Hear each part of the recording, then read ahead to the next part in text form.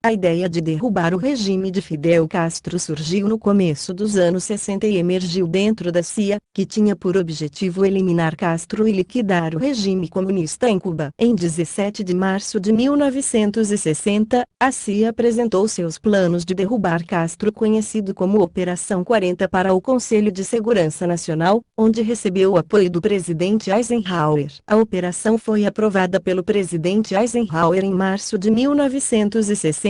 Logo após a Revolução Cubana de 1959. A supervisão ficou a cargo do vice de Eisenhower, Richard Nixon. Foi determinado também que as operações, apesar de receber apoio, não contariam com o envolvimento direto dos militares americanos. Em setembro de 1960, Allen Dulles, o então diretor da CIA, inicia negociações com os mais poderosos chefes da máfia nos Estados Unidos, para assassinar Fidel Castro. Enquanto isso, na eleição presidencial nos Estados Unidos em 1960, ambos os candidatos, Richard Nixon do Partido Republicano e John Kennedy do Partido Democrata, falaram sobre a situação em Cuba. Em 18 de agosto de 1960, Eisenhower aprovou um orçamento de 13 milhões de dólares para a operação.